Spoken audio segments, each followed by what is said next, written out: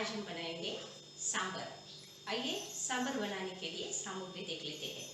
सांभर बनाने के लिए हम एक कटोरी मूंग की दाल यूज़ करेंगे। जनरली तुअर की दाल का सांभर बनता है, पर हम मूंग की दाल यूज़ करेंगे क्योंकि बहुत लोगों को तुअर की दाल की वजह से एसिडिटी होती है। इसीलिए मैं मूंग की दाल ही यूज़ करूँगी। मूंग की दाल का सांभर बनाएंगे हम। और क्या-क्या चीज़ें लगती है, प्याज और आलू कटा हुआ लिया है एक-एक, राई ली है 1 चम्मच जीरा है, हींग लिया है चुटकी भर, सांभर मसाला लिया है, इमली और गुड़ लिया हुआ है।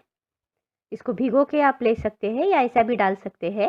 लाल मिर्च पाउडर है 1 चम्मच, हल्दी पाउडर आधा चम्मच, गरम मसाला है 1 चम्मच, करी लीव्स लिया है, तेज पत्ता लिया है, हरा धनिया है और अदरक लिया है।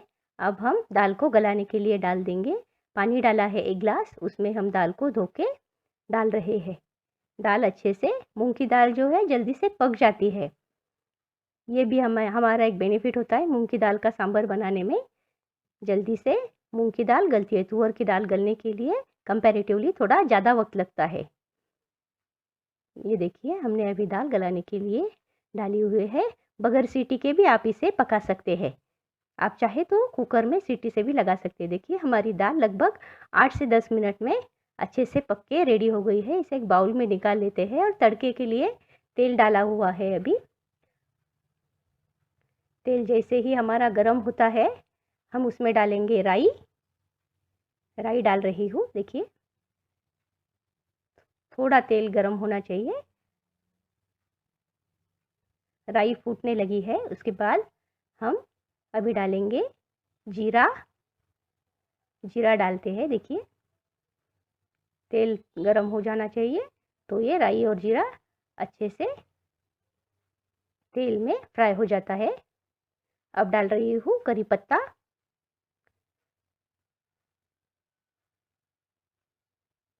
करी पत्ता डाला हुआ है। तेज पत्ता भी अभी डाल देते हैं और हींग डाल दिया है।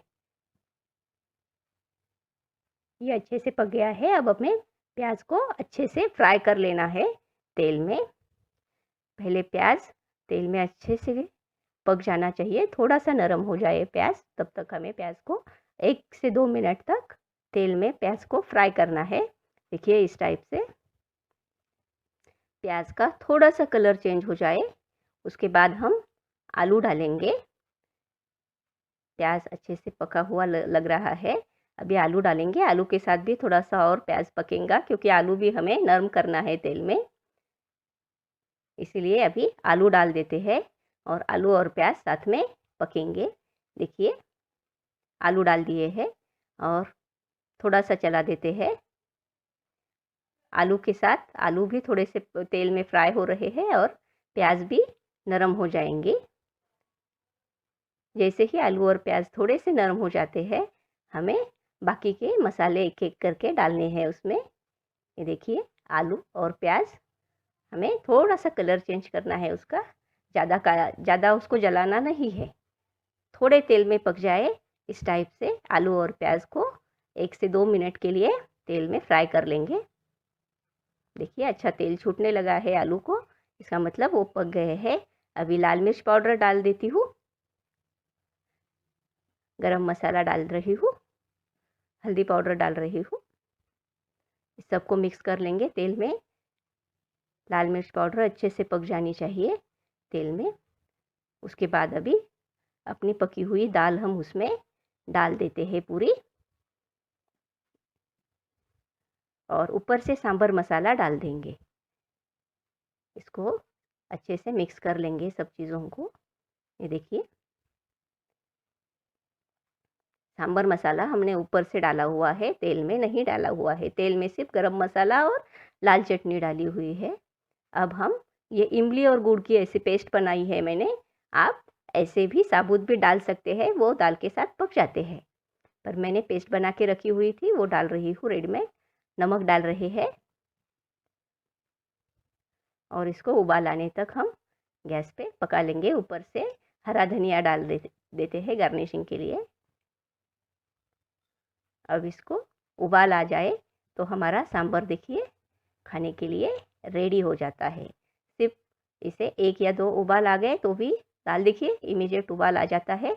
दाल बनाने के लिए आपको लगभग 15 से 20 मिनट का वक्त लगता है, पूरी दाल गलने से लेके पूरा सांभर तैयार होने तक, क्योंकि ये मूंग की दाल है। आप गैस पे चढ़ाएंगे तो कुकर में चढ़ाएंगे तो और भी जल्दी हो जाएगा। देखिए हमारा सांभर रेडी है। फ्रेंड्स, आपको ये रेसिपी कैसी लगी?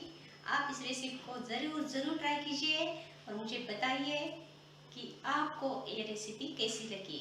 और अगर आपको रेसिपी पसंद आई तो प्लीज़ मेरे चैनल को लाइक कीजिए, शेयर कीजिए, सब्सक्राइब कीजिए और बताइए कमेंट बॉक्स में आपके जो भी सुझाव हो, या आपके इंस्टाग्राम और फेसबुक पे भी आप मुझे फॉलो कर सकते हैं। और प्लीज़ बाजू दिए गए बेल आइकन को क्लिक कीजिए ताकि मेरी नई रेसिपीज़ आपको इंस्टेंट मिलती रहे।